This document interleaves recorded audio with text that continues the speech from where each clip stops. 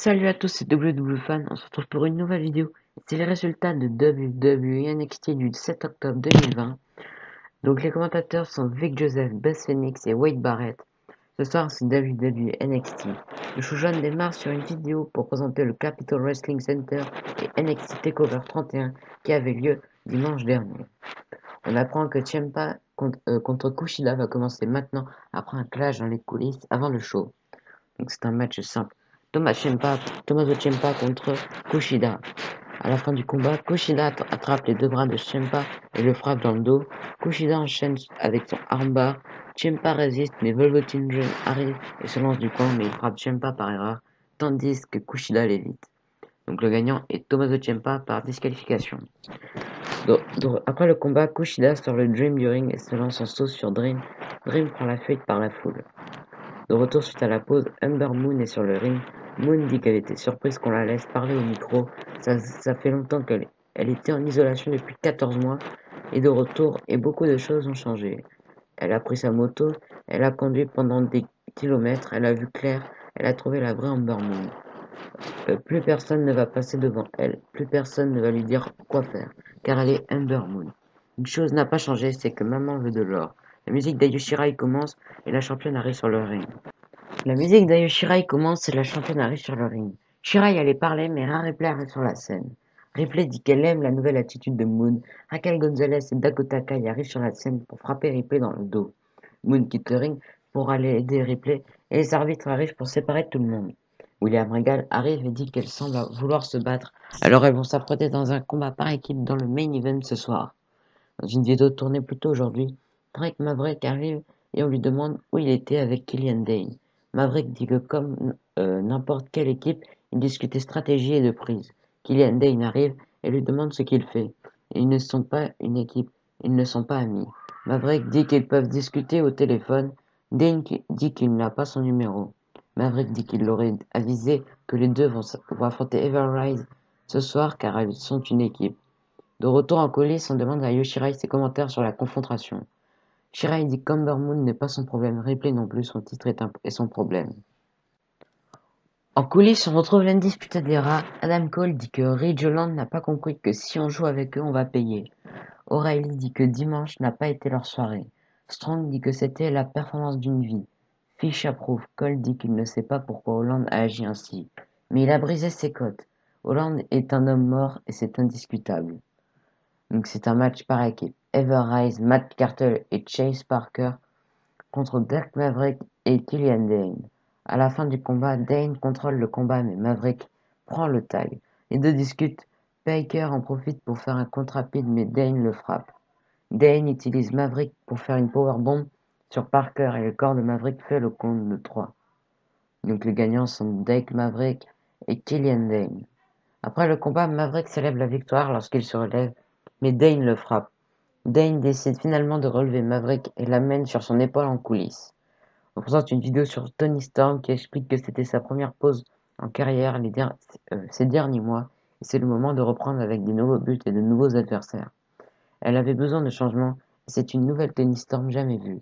De retour dans une vidéo tournée plus tôt aujourd'hui, Johnny Gargano et Candice LeRae prennent une marche. Gargano dit que c'était humiliant dimanche dernier, rien n'a été comme prévu. Ils doivent prendre du recul et évaluer les choses. LeRae dit que ça prend effectivement du changement.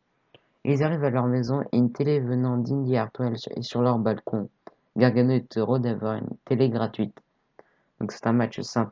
Austin Theory contre Leon Ruff. À la fin du combat, Ruff glisse sur une corde. Theory en profite pour l'attraper et lui fait son 88 pour le compte de 3.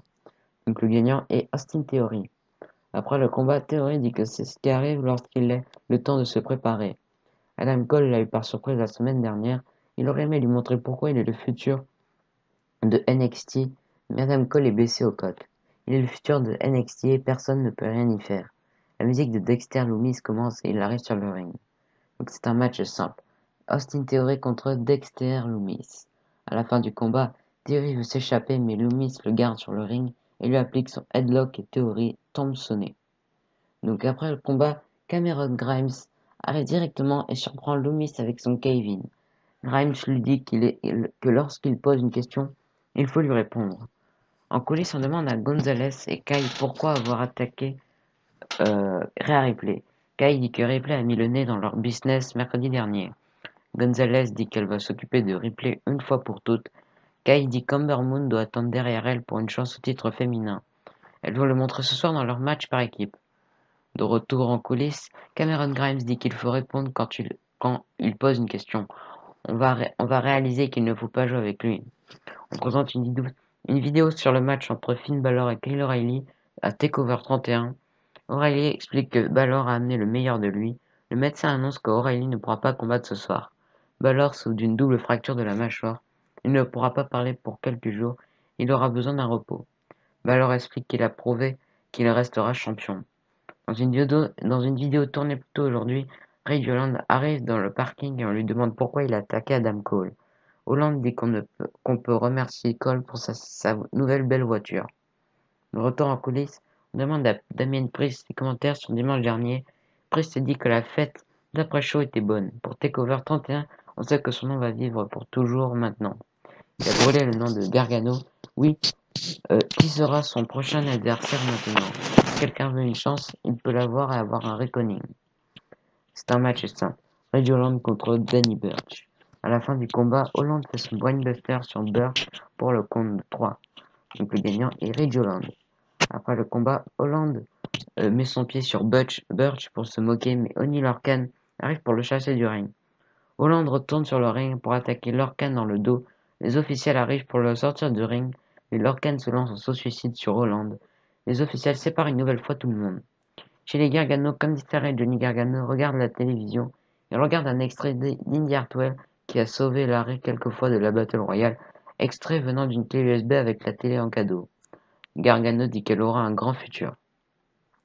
De retour, on retrouve Timothy Thatcher pour une nouvelle formation où il explique qu'il faut attaquer le premier lorsque l'adversaire présente son bras. Thatcher explique qu'il faut battre avant d'être battu. Les commentateurs annoncent que Ridge Holland a souffert d'une blessure au genou suite au suicide de Lorcan. Holland part en civière. Donc c'est un match simple. Jody Blackheart contre Trixie Ayali. À la fin du combat, Blackheart fait son senton sur Lee pour le tomber. Donc la gagnante est Jody Blackheart. Après le combat, Boa arrive pour remettre une lettre à Lee et ils partent ensemble dans les coulisses. De retour, les catcheuses arrivent. Donc c'est un match par équipe. Dakota Kai et Raquel Gonzalez contre Rhea Ripley et Amber Moon. À la fin du combat, Gonzalez veut intervenir mais Ripley le sort du ring avec une closest line. Kai sort Ripley avec un coup de pied. Kai charge Moon mais Moon la bloque avec une powerbomb. Moon monte sur le coin.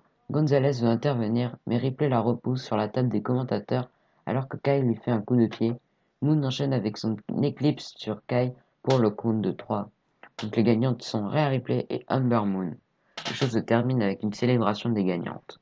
Donc voilà, c'était tout pour les résultats de WWE NXT du 7 octobre 2020. Donc c'était WW Fan. Allez, abonnez-vous, lâchez des pouces bleus, des commentaires. Allez, bye.